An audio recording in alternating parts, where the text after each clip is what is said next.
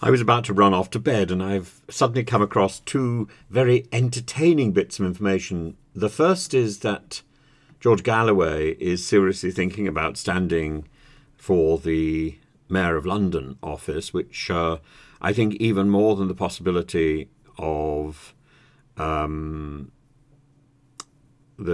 former leader of the opposition, Corbyn, more than the possibility of Corbyn standing seriously damages the chances of Sadiq Khan to succeed.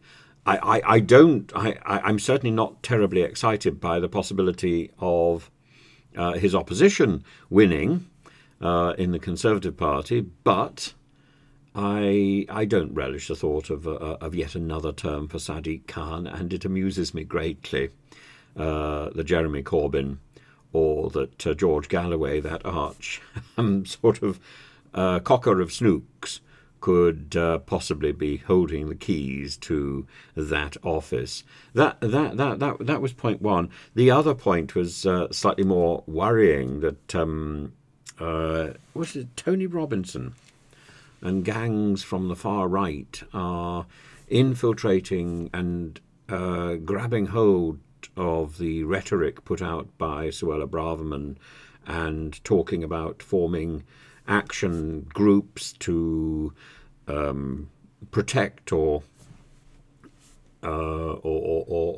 challenge, to protect the veterans on Armistice Day, or to challenge the pro-Palestinian marchers. And indeed, the Daily Mail, I think it was today, put out a front page suggesting that there would be riots around the cenotaph.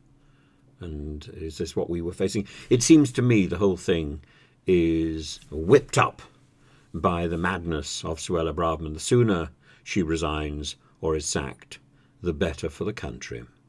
It's not the job of the Home Secretary to whip up anxiety, to whip up a state of fear. It's the job of the Home Secretary to calm the country and to reassure the country.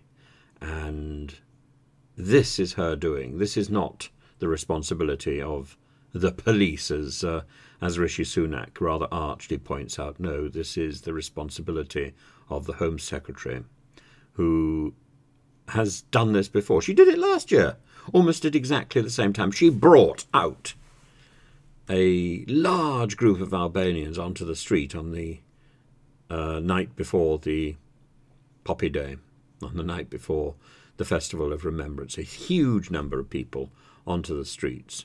Why?